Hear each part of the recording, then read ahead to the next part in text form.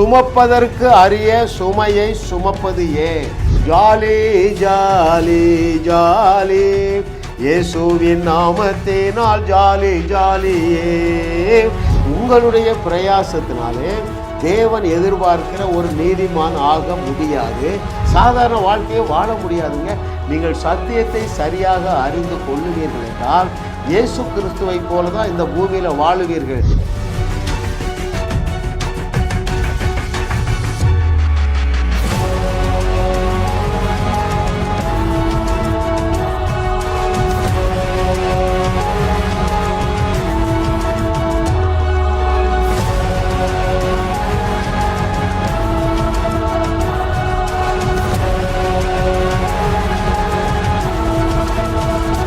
சத்தியத்தை சரியாக அறிந்து சக்சஸ்ஃபுல்லாக வாழ துவங்கி இருக்கிற என்னுடைய வியூவர்ஸ், நீங்கள் இப்பொழுது இருக்கிறதை காட்டிலும் 1000 மடங்கு பெருகுவீர்கள் என்று கர்த்தர் சொல்லுகிறார்.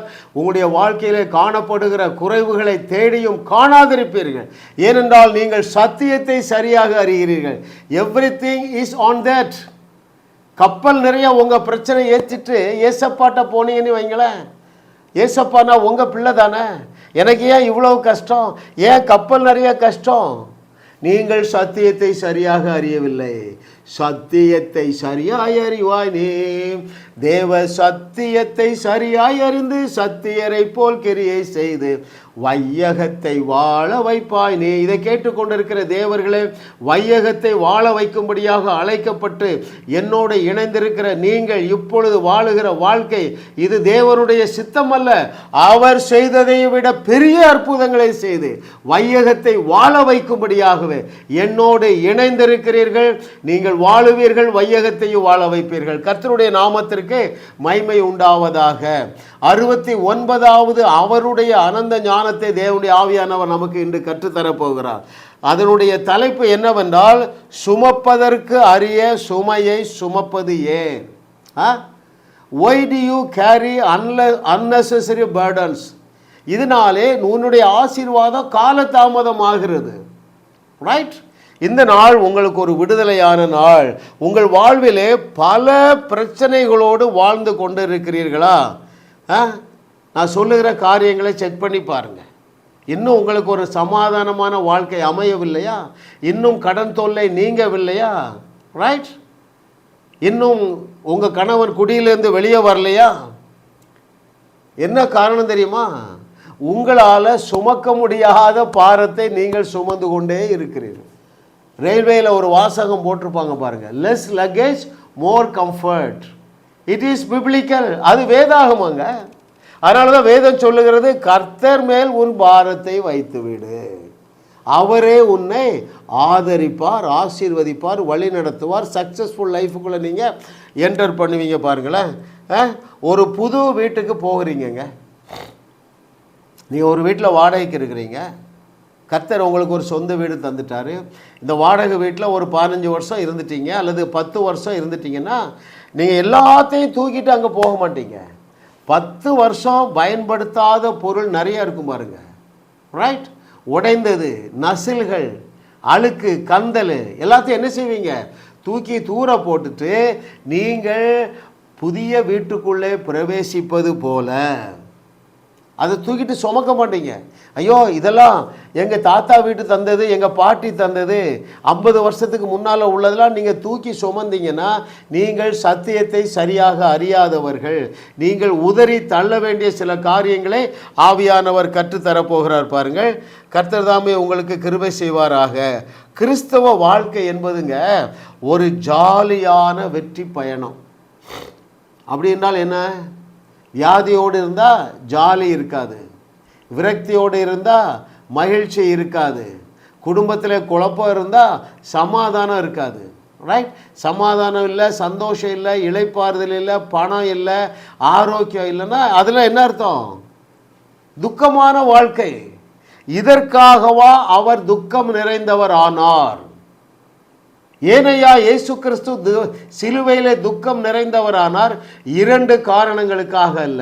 உன்னுடைய வாழ்க்கையிலே ஒரு நன்மையும் குறைவுபடாமல் துக்கம் இல்லாதவனாய், துக்கம் இல்லாதவளாய் நீ ஒரு ஜாலியான வாழ்க்கை வாழணும், ஒரு குதூகலமான ஒரு வாழ்க்கை வாழணும், நீ ஆனந்தமான வாழ்க்கை வாழணும், நீ சந்தோஷம் நிறைந்த வாழ்க்கை வாழ வேண்டும். அது யார் அனுபவித்த சந்தோஷம்? இயேசு கிறிஸ்துவிட்ட கேட்போமா? ஐயா, யோவான் எழுதின சுவிசேஷத்தில் 3 இடத்துல சொல்றாரு, என்னுடைய ஜாலியையே உனக்கு தருகிறேன். ரைட்? சந்தோஷம்னா ஜாலி தானங்க. ஜாலி ஜாலி ஜாலி, இயேசுவின் நாமத்தினால் ஜாலி ஜாலியே, இன்பம் இன்பம் இன்பம், என் வாழ்வில் என்னாலும் இன்பம் இல்லையே. ஏன் தெரியுமா? என்னால் சுமக்க முடியாத சில காரியங்களை நான் தூக்கி துறப்பட்டேங்க. வாழ்க்கையெல்லாம் இன்பமயமாக மாறிவிட்டது. ஹalleluya, thank you Lord for your goodness. அடுத்து பாருங்க, ஒரு நன்மையும் குறைவுபடாத வாழ்வை வாக்கு பண்ணியுள்ளார். வாஸ்ட் மெஜாரிட்டி எல்லா துன்பத்தோடு தான் நீங்கள் வாழ்கிறீங்க. அவர் என்ன வாக்கு பண்ணியிருக்கிறார்? கர்த்தருடைய பிள்ளைகளுக்கு ஒரு நன்மையும் குறைவுபடாது. வாஸ்ட் மெஜாரிட்டி என்ன நடக்குது? ஒரு துன்பமும் குறைவுபடாது. அவர் சிலுவையிலே சுமந்த துக்கத்தை நீங்கள் சுமக்கிறீர்கள். 3வது பாருங்க, வியாதியோடு, விரக்தியோடு, இல்லை பயத்தோடு, ஒரு சுகம் இல்லாத வாழ்க்கை, ஒரு வளம் இல்லாத வாழ்க்கை, ஒரு சந்தோஷம் இல்லாத வாழ்க்கை. இதற்கான காரணத்தை தேவனுடைய ஆவியானவர் உன்னோடு பேச போகிறார். எபிரேய நிருபத்தை இப்படித்தான் துவங்குற. எப்பா, பாரமான எல்லாத்தையும் தூக்கி துறப்போடு சொன்னாரா இல்லையாங்க? Hallelujah. Oh thank you Lord for your goodness. எப்பொழுதுமே பிரச்சனைகள் நடைமுறையிலே தீர்த்து வைக்க நீங்கள் வழி தேடுறீங்க. நான் திரும்ப சொல்கிறேன், உங்கள் பழைய எக்ஸ்பீரியன்ஸை எடுத்து பாருங்கள். நீங்கள் ஒரு வியாதியிலே விழுந்துட்டீங்க. சூப்பர் நேச்சுரல் என்னது? அந்த வியாதியை பார்த்து பேசணும். ஆனால் பழைய எக்ஸ்பீரியன்ஸ் என்ன இருக்குது? அந்த நீங்கள் அதை ஆஸ்பத்திரியில் போய் என்ன நடந்துட்டு அந்த உறுப்பையே அறுத்து எடுத்துட்டாங்க. ஏன்? You expected only natural solution. மருந்து போட்டு மருத்துவர் மூலமாக சுகமாக விரும்புனீங்க. எனவே உங்களால் சூப்பர் நேச்சுரல் ஹீலிங்கை பிலீவ் பண்ண முடியவில்லை. நீங்கள் வேதம் முழுவதும் தேடி வாசிங்க. எந்த ஒரு தீர்வையும் பரலோகம் நேச்சுரல் வேல தீர்த்து வைக்கவே இல்லைங்க. The heaven is naturally supernatural. உங்களுடைய என்னுடைய வாழ்க்கையும் நேச்சுரலி சூப்பர் நேச்சுரலாக தான் இருக்கணும். பெரிய காயம் உண்டாயிற்று. என்ன காயம் உண்டாயிற்று? அடுத்தது நான் உங்களுக்கு சொல்லட்டுமா? பாருங்கள், பழைய கசப்புகள். என்ன கசப்பு? மன்னிக்க முடியல. எனக்கு வர வேண்டிய சொத்தை என்னுடைய உறவினர்கள் எங்களை ஏமாற்றி விட்டாங்க. அது ஒரு பாரம். உங்களால் சுமக்க முடியாது. நீங்கள் சுமக்க வேண்டிய அவசியம் இல்லை. இதனாலே உங்களுக்கு ஒரு 10 கோடி ரூபாய் நஷ்டமாக இருக்கலாம். 10,000 கோடியை நீங்கள் சுதந்திரிக்கத்தக்கதாக நான் உங்களை அழைக்கிறேன். ஆமாங்க, ஆபிரகாமுடைய ஆசீர்வாதம் பூமி தாங்க முடியாத ஆசீர்வாதம்னா 10,000 கோடி இல்லை, 10,000 கோடியே கோடி ரூபாய் உங்களுக்காக தேவன் வைத்திருக்கிறார். எப்போ அது நடக்கும் தெரியுமா? நீங்கள் என்ன செய்யக்கூடாது? மன்னியாமல் இருக்கக்கூடாது. எஸ், கசப்போடு நீங்கள் என்ன செய்யக்கூடாது? வாழக்கூடாது. யார் மேலே உங்களுக்கு கசப்பு இருக்குது? ஐயா, உங்களுடைய காணிக்கை அங்கீகரிக்கப்பட வேண்டும் என்றாலே, உங்களுக்கு யாரிடத்திலாவது குறைவு உண்டு என்றால் உன்னுடைய காணிக்கையை அங்கே வைத்துவிட்டு அவனோடு முதலாவது ஒப்புரவாகு. ஏன் உங்களால் மன்னிக்க முடியல? ஏன் கசப்போடு வாழுகிறீர்கள்? ஏன் தெரியுமா? மேலானவைகளை நீங்கள் அறியலை. மேலானவைகளை நாடுங்கள், அப்பொழுது குறைவானவைகள் ஒளிந்து போகும். பவுல் சொல்கிறான், நான் பின்னானவைகளை மறந்துட்டப்பா, மேலானவைகளை நாடி ஓடுறேன், முன்னானவைகளை நாடி ஓடுறேன். பழைய கசப்புகளோடு வாழாதீர்கள். பழைய உங்கள் வாழ்க்கையில் நடந்த துக்ககரமான எண்ணங்களை சுமந்து கொண்டு நீங்கள் பயணத்தை தொடர விரும்புகிறீர்கள். அது உங்களுக்கு துயரத்தை தான் கொண்டு வரும். டெஸ்டினி அடைய முடியாது. அந்த ஜாலியான வாழ்க்கையை உங்களால் சுதந்திரிக்க முடியாது. எவ்வளவு பெரிய துரோகம் பண்ணாங்க நம்ம ஆண்டவருக்கு. ரைட்? எப்போ ரட்சிக்கப்பட்டதற்கு பிறகு முன்பாக உள்ள ரட்சிக்கப்பட்ட பிறகு எவ்வளவு துரோகம் பண்ணுறோம். அவர் உன்னுடைய பாவத்தெல்லாம் சுமந்துட்டு இருக்காரா? உன்னை மன்னிக்காமல் இருக்கிறாரா? உங்களுடைய பாவங்கள் சிவேரென்று இருந்தாலும் அவர் வெண்மையான பஞ்சை போல மாற்றி விட்டார் அல்லவா? திரும்ப திரும்ப அதை செய்து கொண்டே இருக்கிறார் அல்லவா? நீ ஏன் மற்றவங்களை மன்னிக்க கஷ்டப்படுறா? ஐயா உங்களுக்கு தெரியாதியா? ஒரு சகோதரர் இருக்கார் பாருங்க, அவருக்கு மன்னிக்க முடியாத தன்மை பாருங்க. அவர் கொஞ்சம் புத்தியில் குறை உள்ளவர். அவர் சொல்கிறாரு, நான் ஒரு பெண்ணை விரும்பினேன், என் அண்ணன் மேரேஜ் பண்ணிட்டான். அண்ணன் மேரேஜ் பண்ணி 3 குழந்தை பிறந்தாச்சு. ஆனால் இவராலே அந்த கசப்புலேருந்து வெளியே வர முடியல. இன்னும் தன்னுடைய சகோதரனை மன்னிக்க முடியல. எப்படி இவரை தேவன் சுகமாக்க முடியும்? எப்படி தேவன் இவரை ஆசீர்வதிக்க முடியும்?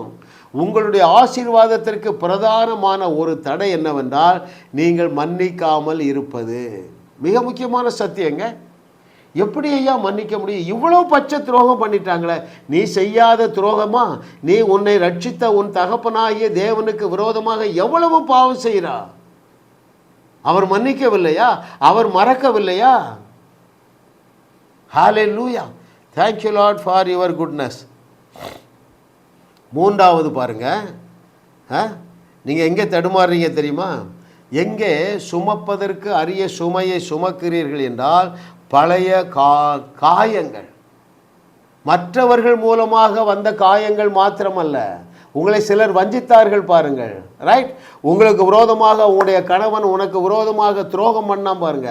அந்த காயங்கள் மாத்திரமல்ல, தவறான முடிவெடுத்ததினால் ஏற்பட்ட காயங்கள் ஆறிவிட்டதா இல்லையா? அநேகருக்கு கேள்வி, என்ன கேள்வி தெரியுமா? இந்த கணவன் தேவனால் முன்குறிக்கப்பட்டவன் அல்ல. இவன் நான் தப்பாக டிசிஷன் எடுத்துட்டேன், நான் தப்பாக இவரை நேசித்துட்டேன். அருமையான மகனே மகளே, எல்லா விதமான தீமைகளையும் நன்மையாக மாற்றுகிற தேவன் உன்னோடு பேசி கொண்டிருக்கிறார். அந்த காயத்தை உனக்கு சுமக்க முடியாது மகளே. இருதயம் சுகமடைய அல்லது பலனடைய அல்லது நீங்கள் விசுவாசத்திலே பெருக சத்தியத்தை சரியாக அறிஞ்ச போதுங்க. உங்களுடைய பிரயாசத்தினாலே தேவன் எதிர்பார்க்கிற ஒரு நீதிமான் ஆக முடியாது. ஆனால் இயேசுவையே உங்களுக்கு நீதிமானாக்கி உங்களை நீதிமானாக்கி வைத்திருக்கிறாரே, அந்த மேலானவைகளை தியானியுங்கள். நீங்கள் அப்பழுக்கற்றவர்களாக இருக்கிறீர்களே, அந்த மேலானவைகளை தியானியுங்கள். இந்த கசப்பு வேரோடு பட்டு போகும் என்று கர்த்தர் சொல்லுகிறார். உன்னை எந்த ஸ்தானத்தில் தேவன் வைத்திருக்கிறார் என்பதை நீங்கள் தியானிங்க. நீங்கள் என்ன செய்வீங்க தெரியுமா? இந்த காயங்கள்லாம் லகுவாக மாறிவிடும், கசப்புகள் மாறிவிடும். உங்கள் முட்டாள்தனங்களை நீங்கள் மன்னித்து விடுவீர்கள், உங்களையே நீங்கள் மன்னித்து விடுவீர்கள். நான் இந்த தப்பை மட்டும் செய்யலைன்னா நான் என்ன நல்லா இருந்திருப்பேன், அந்த காயம் ஆறிட்டா இல்லையா? நான் முட்டாள்தனமாக முடிவெடுத்து விட்டேனே, அந்த காயங்கள் மாறிட்டா இல்லையா? நான் அந்த வசனத்தை வாசிக்கட்டுமா? எபிரேயர் 12வது அதிகாரம் 1வது வசனத்திலே, ஆகையால் மேகம் போன்ற இத்தனை திரளான சாட்சிகள் நம்மை சூழ்ந்து கொண்டு இருக்க பாவமான யாவற்றையும் நம்மை நெருங்கி நிற்கிற பாவத்தையும் தள்ளிவிட்டு விசுவாசத்தை துவக்குகிறவரும் முடிக்கிறவருமாய் இருக்கிற இயேசுவை நோக்கி நமக்கு நியமித்திருக்கிற ஓட்டத்தில் பொறுமையோடு ஓடக்கடவோம். ஐயா, நெருங்கி நிற்கிற பாவம் என்ன? இந்தந்த நபரெல்லாம் என்னால் மன்னிக்க முடியல. கிருபங்க. நான் இந்த மேலான சத்தியங்களை தியானிக்க எனக்கு பச்சை துரோகம் பண்ணின சிலரை நான் மன்னிச்சிருக்கிறேன். எஸ். ஏன் மேலான சிந்தைக்குள்ளே வந்துடுறீங்க?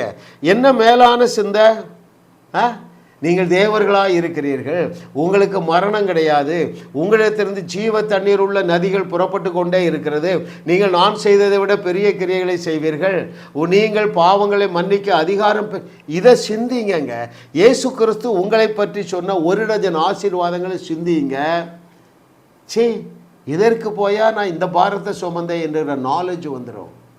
தானாகவே நீங்கள் மற்றவர்களை நேசிக்க துவங்கி விடுவீர்கள். மன்னிப்பது மாத்திரமல்ல, மற்றவர்களை உங்களுக்கு துரோகம் செய்கிறவர்களையும் நேசிக்க உங்களால் முடியும். அது சாத்தியம். அருமையான தேவர்களே, ஹல்லேலூயா. கர்த்தர் நல்லவர். உனக்கு முன்பாக தேவன் வைத்துள்ள வாக்குத்தத்தங்களை தியானியுங்கள். தேவையில்லாத பாரமாகிய லோத்தை கூட்டிக் கொண்டு வந்தாங்க. சரியா? நான் சில வசனம் வாசிக்க போகிறேன். ஆண்டவர் சொன்னார், யாரையும் கூட்டிகிட்டு வரக்கூடாதுன்னாரு. இவன் கூட்டிகிட்டு வந்துட்டான். அவர் எவ்வளவு நல்லவர் பாருங்க. எப்பா, எனக்கு தப்பு, நீ கீழ்ப்படியலை, லோத்தையும் கூட்டிகிட்டு வரக்கூடாது, நீ சம்பாதித்தவைகளையும் கொண்டு வரக்கூடாதுன்னு எல்லாத்தையும் கொண்டு வந்துட்டா. ஆனாலும் என் அன்பு மாறாது. என் அன்பு வா மேலே பெருகிட்டே தான் இருக்கும். நீ வம்பு பண்ணுவா. சாராள் மூலமாக தான் நீ குழந்தைகளை பெற்றுக்கொள்ளுகிறது என்னுடைய சித்தம். அந்த சித்தத்தையே நீ உடைப்பா. ஆனாலும் என் அன்பு மாறாது.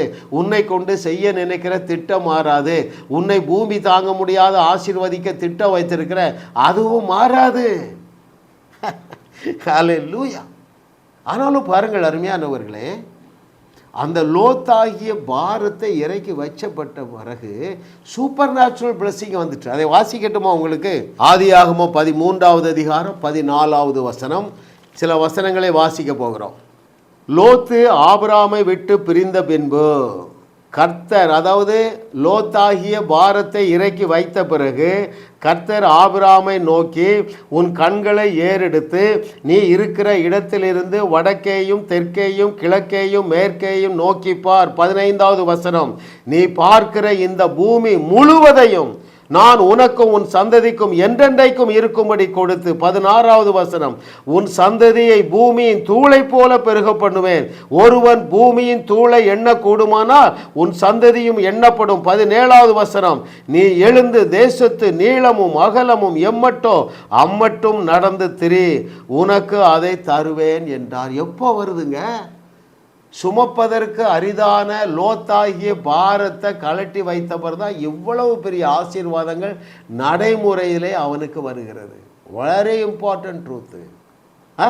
அநேக ஆசீர்வாதங்களை தேவன் வாக்கு பண்ணி இருக்கிறார். ஏன் நீங்கள் அதை அனுபவிக்கவில்லை? உங்கள் பாரத்தை நீங்கள் விட்டுவிடவில்லை. பாரத்தோடு வாழுகிறீர்கள், கசப்போடு வாழுகிறீர்கள், மன்னியாமையோடு வாழுகிறீர்கள். இன்னும் காலம் கடத்துவதற்கு அருமையான தேவர்களே உங்களுக்கு நேரம் இல்லை. தூக்கி தூர போடுங்க. மன்னிக்க முடியாதவர்களை மன்னியுங்கள். உங்கள் மனைவியை நேசியுங்கள், கணவனை நேசியுங்கள். அப்பொழுது அவர்கள் நீங்கள் விரும்புகிறபடி நடந்து கொள்வார்கள். அருமையான தேவர்களே, அது இன்னொரு வசனம் பவுல் சொல்லுகிறார் பாருங்கள்.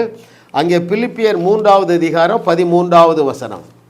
சகோதரரே, அதை பிடித்து கொண்டேன் என்று நான் எண்ணுகிறதில்லை.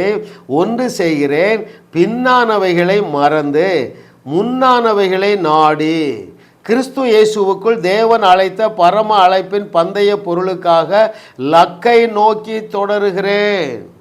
நம்மில் தேறின யாவரும் இப்படிப்பட்ட அதாவது பழைய பாவங்கள், பழைய மன்னியாத தன்மைகள், பழைய கசப்புகள், பழைய வெறுப்புகள், இவைகளெல்லாம் தூக்கி தூர போட்டுட்டு நான் ரேஸில் இருக்கேன், முன்னானவைகளை நாடி ஓடுகிறேன். இந்த வெளிச்சத்துக்குள்ளே வந்ததுனால தான் தேவன் அவனுக்கு கொடுத்த வெளிப்பாடுகளை அவன் ரிசீவ் பண்ண முடிஞ்சது. தேவனுடைய சத்தத்தை கேட்க முடிந்தது. 12 புஸ்தகங்களை எழுத முடிந்தது. Hallelujah. Thank you Lord for your goodness. தேவையில்லாத பாரத்தை தூக்கி ஏறி ஏற்ற மிகு வாழ்க்கை உனக்கு காத்திருக்கிறது. அருமையான தேவர்களே, இதுவே உங்களுடைய அனுபவமாக மாறப்போகிறது. ஏனென்றால் நீங்கள் என்னுடைய செய்திகளை கேட்க ஆரம்பிச்சிட்டீங்க. இன்னும் நீங்கள் அதை தோண்ட மாட்டீங்க. உங்கள் பிள்ளையை உங்களாலே மன்னிக்க முடியும். உங்கள் பெற்றோரை உங்களாலே மன்னிக்க முடியும். குடிக்கு அடிமையாக இருக்கிற உங்கள் கணவனை உங்களால் நேசிக்க முடியும். உங்களையே முதலாவது நீங்கள் நேசிக்க முடிகிறதா? ரைட்? நான் இந்த தப்பை பண்ணிட்டேனே, இதை தப்பாக டிசிஷன் எடுத்துட்டேனே, அதனால தானே வாழ்க்கையில் எனக்கு கஷ்டம்.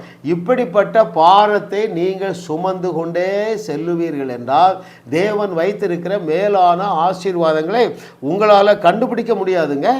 கஷ்டப்பட்டு போவீங்க. முட்டாள்தனமாக நடந்து கொள்ளாதீர்கள். ஹல்லேலூயா.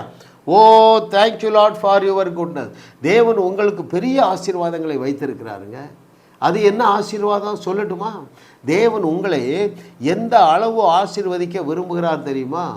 ஆபிரகாமுடைய பூமி தாங்க முடியாத ஆசீர்வாதங்களினால் அலங்கரிக்க விரும்புகிறார். எந்த வசனம் அப்படி சொல்லுது?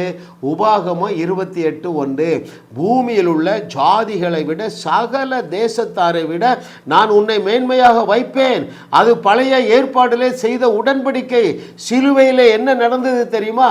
அவர் உன்னுடைய தரித்திரத்தை சுமந்துட்டாரு. இப்பொழுது ஆபிரகாமுடைய ஆசீர்வாதங்கள் உனக்காக ஆயத்தமாக இருக்கிறது. உன்னால் அதை ஏன் சுதந்தரிக்க முடியவில்லை என்றால், பாரத்தை சுமக்கிறா, கசப்பை சுமக்கிறா, முட்டாள்தனமான முடிவெடுத்ததை நீ அதையே சிந்திக்கிறதுனால உன்னை நீ நேசிக்க முடியல. உங்களை நீங்கள் நேசிக்க முடியவில்லை என்றால் நீங்கள் குற்ற உணர்வோடு வாழுவீர்கள். ஐயோ, இந்த தவறை செய்துட்டேனே, அந்த தவறை செய்துட்டேனே, காலையில் எனக்கு ரொம்ப நேரம் ஜெபிக்க முடியலையே. அருமையானவர்களே, குற்ற உணர்வு தான் விசுவாசத்திற்கு முதல் விரோதி. மனசாட்சியை கெடுத்துருவான். உங்களாலே தேவனை விசுவாசிக்க முடியாது. என்னுடைய ஜெபத்திலே குறைவு இருக்கிறது, தேவனால் என்னை ஆசீர்வதிக்க முடியுமா? பாரத்தை போட்டு சுமக்காதீங்க. உங்களால் உட்கார்ந்து தான் ஜெபிக்க முடியுமா? ஜெபம் பண்ணுங்க. ஒரு வாரம் உங்களால் ஜெபிக்க முடியலையா? குற்ற உணர்வு அடையாதீங்க. ஜெபம் என்றால் என்னவென்று நீங்கள் தெரிந்து கொள்ளுவீர்கள் என்றால் ஜெபத்தை குறித்து நீங்கள் ஒரு நாள் குற்ற உணர்வு அடைய மாட்டீங்க. பிரதானமாக இன்றைக்கி கிறிஸ்தவம் இதில் தான் மாட்டிகிட்டு இருக்கு. என் ஜெபம் போதாது, என் பரிசுத்தம் போதாது, என் ஜெப நேரத்தை கூட்டணும். ஐயா, அந்த பாரத்தை போட்டு சுமக்காதீங்க. ஏனென்றால் அவர் எல்லாவற்றையும் சுமந்து விட்டார். ஹல்லேலூயா. இந்த புக்கை நான் படித்தேங்க. நான் அதிக நேரம் முழங்கால் போட்டுலாம் ஜெபம் பண்ணுறதில்லை. கார் ஓட்டி கொண்டு போனதும் ஜெபம் பண்ணுறேன், அந்நிய பாஷை பேசிகிட்டே போகிறேன். ரைட்? பைபிளை தியானிக்கும் போது நான் தேவனோடு ஜெபத்தில் தான் இருக்கேங்கிற சத்தியத்தை அறிந்தேன். அருமையானவர்களே, உன் வழிகளிலெல்லாம் அவரை நினைத்து கொள்ளுவது ஒரு ஜெபம். உன் வழிகளில் எல்லாம் அவரை நினைத்துக்கொள், அப்பொழுது அவர் காரியத்தை கைகூடி வர பண்ணுவார். நான் கார் ஓட்டிகிட்டு போகும்போது பாட்டு பாடுறேன், அந்நிய பாஷை பேசுகிறேன். எனக்கு ரெட் சிக்னலே கிடையாதுங்க. 10 சிக்னலை தாண்டினா 9 சிக்னல் க்ரீன் சிக்னலு. ஒவ்வொரு சிக்னலை தாண்டின உடனே நான் அவரை துதிக்கிறேன், அவரை கொண்டாடுகிறேன். அதுதாங்க ஜெபம். அதுவும் ஜெபம். Better way to pray. உங்கள் ஜெபத்திற்கு பதில் கிடைத்தால் நீங்கள் இப்போ செய்கிற மாதிரி ஜெபம் செய்யுங்க. 40 நாள் உபவாசம் பண்ணுங்கள், 3 நாள் உபவாசம் பண்ணுங்கள். இவைகள் உங்களுக்கு கை கொடுக்கவில்லை என்றால் இந்த புஸ்தகத்தை கண்டிப்பாக வாசிங்க. ரைட்? நீங்கள் என்ன செய்ய மாட்டீங்க? சுமப்பதற்கு அரிதான சுமையை சுமந்து தெரிய மாட்டீங்க. அது என்ன சுமப்பதற்கு அரிதான சுமை தெரியுமா? நீங்கள் உங்களை மன்னியாமல் இருப்பது சுமப்பதற்கு அரிதான சுமை. உங்களுடைய சத்துருக்களை மன்னிக்காமல் இருப்பது, உங்கள் கணவனை உங்களுடைய மனைவியை மன்னிக்காமல் இருப்பது உங்களால் சுமக்க முடியாதுங்க. அந்த பாரத்தை சுமக்காதீங்க. உங்கள் கடன் பிரச்சனையை நீங்கள் சுமந்து கொண்டே இருப்பீர்கள் என்றால் நீங்கள் பாரத்தை சுமக்கிறீங்க. ஏன் நீங்கள் இன்னும் கடன் பாரத்தை சுமக்கிறீங்க தெரியுமா? அவர் உங்களுக்காக சிலுவையிலே தரித்திரர் ஆகிவிட்டார் என்று எழுதி இருக்கிறது. அந்த வார்த்தை உங்களுக்கு மாம்சமாகவில்லை. ஹல்லேலூயா, ஹல்லேலூயா. அவர் யாருங்க? கோணலானவைகளை செவ்வையாக்குகிற தேவன். உங்கள் வாழ்க்கை இன்னைக்கு கோணலாக இருக்கா? ரைட்? பயத்தோடு வாழ்ந்து கொண்டு இருக்கிறீர்களா? வியாதியோடு வாழ்ந்து கொண்டு இருக்கிறீர்களா? கணவன் இன்னும் குடியிலிருந்து வெளியே வரவில்லையா? நீ சத்தியத்தை அறிஞ்சா போதும். எஸ், சத்தியத்தையும் அறிவீர்கள், சத்தியம் உங்களை விடுதலையாக்கும். எத்தனையோ பேர் அருமையான பிள்ளைகளே எங்களுடைய செய்திகளை கேட்டு எல்லா விதமான பிரச்சனைகளிலிருந்து வெளியே வந்திருக்காங்க. குடி பிரச்சனையிலிருந்து வெளியே வந்திருக்கிறாங்க. விசுவாசத்தில் பெருகி எதிலிருந்து வெளியே வந்திருக்காங்க? குற்ற உணர்வுலேருந்து வெளியே வந்திருக்கிறாங்க. அவிசுவாசத்திலிருந்து வெளியே வந்திருக்கிறார்கள். அது எளிதான ஒரு காரியம். சிம்பிளாக தானே சொன்னார். John 8:32, you shall know the truth and the truth shall set you free. எப்போ சத்தியத்தை அறிவது எளிது. ஹல்லேலூயா. சாதாரண வாழ்க்கையை வாழ முடியாதுங்க. நீங்கள் சத்தியத்தை சரியாக அறிந்து கொள்ளுவீர்கள் என்றால் இயேசு கிறிஸ்துவை போல தான் இந்த பூமியில் வாழுவீர்கள். எந்த சத்தியத்தை நீங்கள் அறியணும்? இயேசு கிறிஸ்து சொன்ன சத்தியத்தை அறிய வேண்டும். அவர் என்ன சொன்னார் தெரியுமா? என்னுடைய மாம்சத்தையும் இரத்தத்தையும் புசிக்கிறதுனால நீங்கள் தேவர்கள் கிடையாது. ஆனால் வசனத்தை பெற்றுக்கொண்டு இருக்கிறதுனால தேவர்கள். வசனம் தானங்க நமக்கு மெயின் சோர்ஸு. ஹல்லேலூயா, ஹல்லேலூயா. சத்தியத்தை நீங்கள் சரியாக அறிந்து கொண்டே வருகிறீர்கள். இப்பொழுது தான் எங்கள் செய்தியை கேட்க துவங்கி இருப்பீர்கள் என்றால் நீங்கள் சப்ஸ்கிரைப் பண்ணுங்கள். உங்கள் பெயரையும் ஊரையும் வாட்ஸ்அப்பில் நீங்கள் அனுப்புங்க. உங்களுக்கு ஒரு 400 செய்திகள் அனுப்பப்படும். 400 கோடி ரூபாய் நீ கொடுத்தாலும் அந்த சத்தியத்தை நீ கேட்க முடியாது மகனே. உனக்கு இலவசமாக நாங்கள் அனுப்புகிறோம். கர்த்தரை தெய்வமாக கொண்ட நீங்கள் பாக்கியவான்கள். ஏனென்றால் தேவன் எங்களுக்கு இலவசமாக தந்த வெளிப்பாடுகளை உங்களுக்கு இலவசமாக அனுப்பி வைக்க நாங்கள் ஆயத்தமாக இருக்கிறோம். சுமப்பதற்கு அரிதான சுமைகளை எத்தனை வருஷம் நீங்கள் சுமக்கிறீங்க? 30 வருஷம் சுமந்தவங்க என்னோட தொடர்பில் இருக்காங்க. ஐயா, சிபிஎம் சர்ச்சுக்கு 30 வருஷம் போன ஐயா, என்னெல்லாம் நடந்தது? என் மனைவி என்னை விட்டு போயிட்டா, எனக்கு கேன்சர் வியாதி, என் பையனும் என் கூட இல்லை, எல்லாமே பிரச்சனை. ஏன் நீ சத்தியத்தை சரியாக அறியவில்லை? எத்தனை வருஷம்? 30 வருஷம். வாழவே முடியாது. அருமையானவர்களே, நீங்கள் சத்தியத்தை தவறாக அறிந்து கொள்ளுவீர்கள் என்றால் நீங்கள் சுமக்க தேவையில்லாத அநேக பாரங்களை சுமப்பீங்க. எஸ், தேவையில்லை. ஒன்றே ஒன்று தான் செய்ய சொல்கிறேன். எதை சொல்கிறேன்? சத்தியத்தை சரியாக அறியுங்க. இப்பொழுது அது லகுவாகிவிட்டது. எங்கள் செய்திகள் எல்லாம் யூடியூப்பில் இருக்குது பாருங்கள், ஜாஸ் மினிஸ்ட்ரிஸ். சப்ஸ்கிரைப் பண்ணுங்கள். நீங்கள் அதை பெற்றுக்கொள்ளுவீர்கள். கேளுங்க, ரொம்ப நாள் இல்லைங்க, 10 நாள் கேளுங்க. மாற்றம் துவங்கவில்லை என்றால் என்னை அணையுங்கள். 1111 is my personal number. Any time you can call me. அங்கே உங்கள் செய்தி 10 செய்தி கேட்ட எனக்கு பயம் போகவில்லை ஒருவரும் சொல்ல முடியாது. அங்கிள், உங்கள் செய்தி 10 செய்தி கேட்டுட்டேன், எனக்கு இன்னும் பயம் இருக்கிறது, எனக்கு இன்னும் கவலை இருக்கிறது, சான்ஸே கிடையாதுங்க. ஏனென்றால் அவர் தம்முடைய எல்லா பிரஸ்தாபத்தை காட்டிலும் அவருடைய வார்த்தையை மகிமைப்படுத்தி இருக்கிறார். நான் வார்த்தையில் தான் நிற்பேன், வார்த்தையை தான் பேசுவேன், வார்த்தையை தான் தியானிப்பேன். எனவே நீங்கள் வாழாமல் இருக்கவே முடியாது.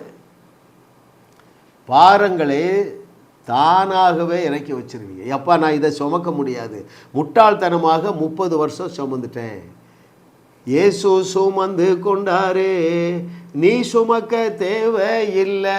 ஹல்லேலூயா, ஹல்லேலூயா. கர்த்தரை தெய்வமாக கொண்ட நீங்கள் பாக்கியவான்கள். தொடர்ந்து செய்திகளை கேளுங்க. சாதாரண வாழ்க்கை வாழ மாட்டீர்கள், நீங்களும் வாழுவீர்கள். உங்கள் மூலமாக தேவன் வையகத்தையும் வாழ வைப்பேன் என்று கர்த்தர் சொல்லுகிறார். ஜாஸ் மினிஸ்ட்ரி செய்திகள் மூலமாக நீங்கள் ஆசீர்வதிக்கப்பட்டிருக்கிறீர்கள். நீங்கள் இந்த ஊழியத்தோடு கைகோர்க்கும்படியாக உங்களை அழைக்கிறோம். நீங்கள் காணிக்கை விதைக்கக்கூடிய நல்ல நிலமாக ஜாஸ் மினிஸ்ட்ரிஸ் இருக்கிறது. விசுவாசத்தோடு உற்சாகமாக பெருக விதையுங்கள். தேவன் உங்களை 1000 மடங்கு பெருக செய்வார். வாரந்தோறும் சென்னை முகப்பேரில் நடைபெறும் கிங்ஸ் அண்ட் குயின்ஸ் அசம்பிளி ஞாயிறு ஆராதனைக்கு அன்புடன் அழைக்கிறோம். சத்தியத்தை சரியாக அறிந்து வெற்றி வாழ்க்கை வாழுவீர்கள். சென்னையில் உள்ள உங்கள் நண்பர்கள் உறவினர்களையும் 3 மாதங்கள் தொடர்ந்து வரும்படியாக உற்சாகப்படுத்துங்கள். முற்றிலும் ஜெயமான வாழ்க்கை வாழுவார்கள். உங்களையும் வாழ வைத்து உங்கள் மூலம் உலகத்தையும் வாழ வைக்கவே தேவன் எங்களை கிருபையாக அழைத்துள்ளார். விடுதலை பெறவும் சுகத்தை அனுபவிக்கவும் தொலைபேசியில் எங்களோடு தொடர்பு கொள்ளுங்கள். ஜாஸ் மினிஸ்ட்ரிஸ் யூடியூப் சேனலில் தொடர்ந்து செய்திகளை கேளுங்கள். சப்ஸ்கிரைப் செய்யுங்கள். வீடியோக்களை லைக் செய்து பலரோடும் பகிர்ந்து கொள்ளுங்கள். அவர்களும் ஆசீர்வதிக்கப்படட்டும்.